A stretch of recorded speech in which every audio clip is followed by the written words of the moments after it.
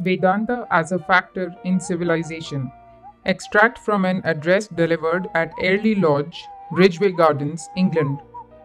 People who are capable of seeing only the gross external aspect of things can perceive in the Indian nation only a conquered and suffering people, a race of dreamers and philosophers. They seem to be incapable of perceiving that in the spiritual realm India conquers the world.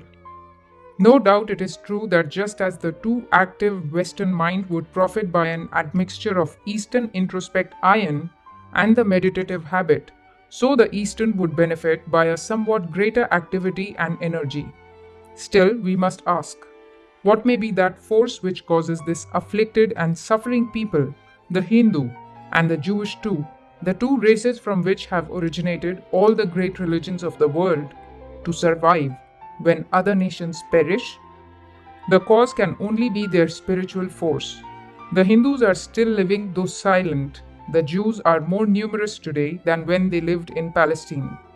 The philosophy of India percolates throughout the whole civilized world, modifying and permeating as it goes. So also in ancient times, her trade reached the shores of Africa before Europe was known, and opened communication with the rest of the world, thus disproving the belief that Indians never went outside of their own country.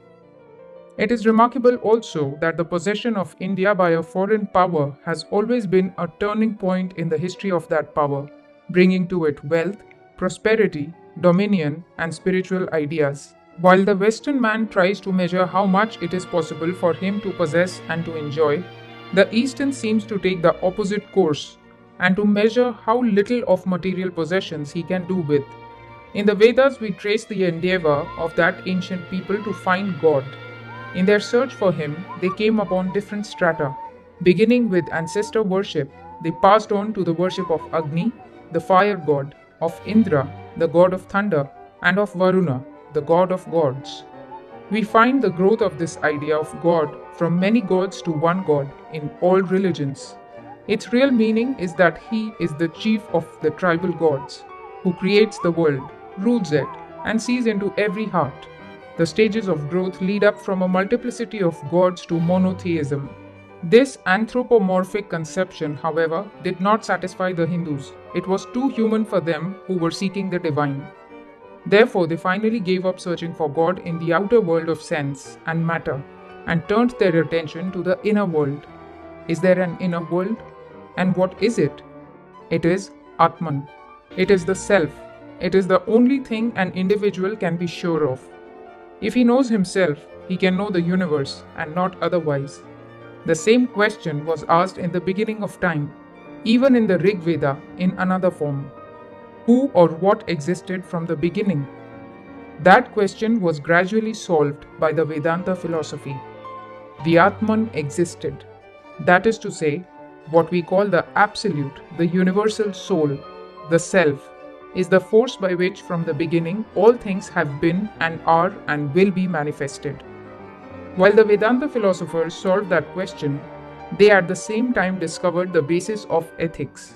Though all religions have taught ethical precepts such as do not kill, do not injure, love your neighbor as yourself, etc., yet none of these has given the reason, why should I not injure my neighbor? To this question there was no satisfactory or conclusive answer forthcoming until it was evolved by the metaphysical speculations of the Hindus, who could not rest satisfied with mere dogmas. So the Hindus say that this Atman is absolute and all-pervading, therefore infinite. There cannot be two infinites, for they would limit each other and would become finite. Also, each individual soul is a part and parcel of that universal soul, which is infinite. Therefore, in injuring his neighbor, the individual actually injures himself. This is the basic metaphysical truth underlying all ethical codes. It is too often believed that a person in his progress towards perfection passes from error to truth, that when he passes on from one thought to another, he must necessarily reject the first. But no error can lead to truth. The soul passing through its different stages goes from truth to truth, and each stage is true. It goes from lower truth to higher truth. This point may be illustrated in the following way. A man is journeying towards the sun and takes a photograph at each step. How different would be the first photograph from the second, and still more from the third or the last, when he reaches the real sun? But all these, though differing so widely from each other, are true. Only they are made to appear different by the changing conditions of time and space. It is the recognition of this truth which has enabled the Hindus to perceive the universal truth of all religions, from the lowest to the highest. It has made of them the only people who never had religious persecutions. The shrine of a Mohammedan saint, which is at the present day neglected and forgotten by Mohammedans, is worshipped by Hindus. Many instances may be quoted, illustrating the same spirit of tolerance. The Eastern mind could not rest satisfied till it had found that goal, which is the end sought by all humanity, namely, unity. The Western scientist seeks for unity in the atom or the molecule. When he finds it, there is nothing further for him to discover. And so, when we find that unity of soul or self, which is called Atman, we can go no further. It becomes clear that everything in the sense world is a manifestation of that one substance.